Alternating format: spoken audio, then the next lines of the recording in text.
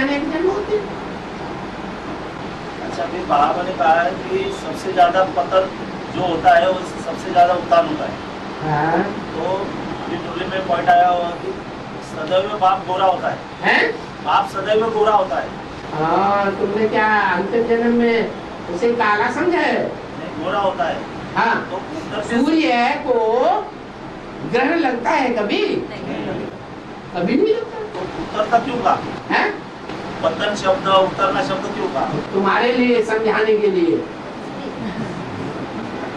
कि संगम में जब शूटिंग होती है तो शूटिंग में उस हीरो पायदारी को भी शूटिंग करनी पड़ती है। ऐसे नहीं वो नीचे गिर रहा है।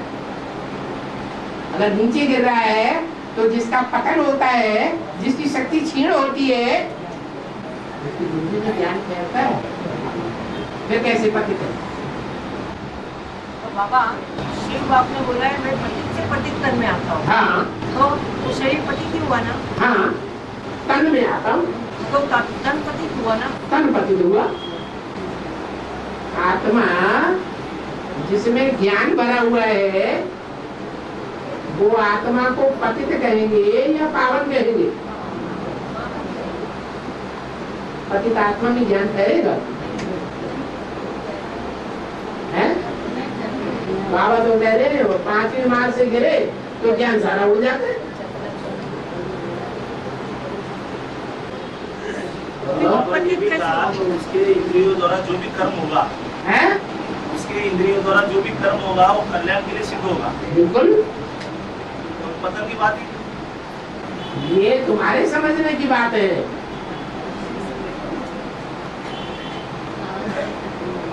और सबकी समझ एक जैसी होगी या अलग अलग होगी? अलग अलग है। जो सूर्यवंशी बच्चे होंगे वो अपने बाप को कभी नीच कहेंगे, दूसरे धर्म के नीच कहेंगे, नीच समझेंगे, या सूर्यवंशी नीच समझेंगे? है? हर बच्चा अपने बाप की बुराई सहन नहीं कर सकता,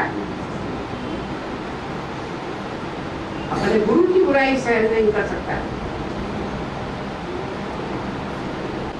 तो बाबा जब ये बुद्धि में ज्ञान भरा हुआ है तो शरीर पतित कैसे होगा? फिर वो पतित पावन ही रहेगा ना, उसकी बुद्धि पावन है।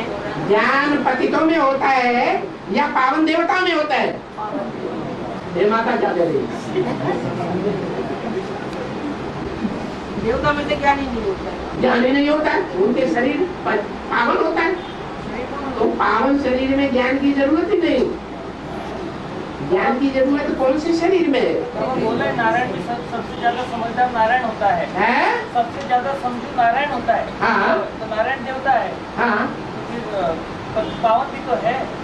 समझदार होता है। हाँ।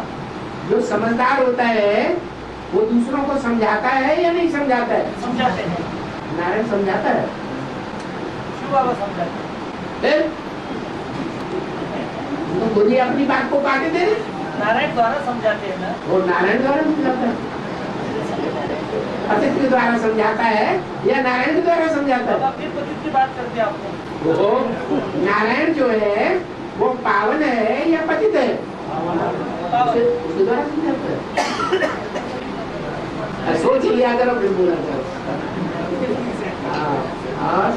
ओम शांति, ओम शांति।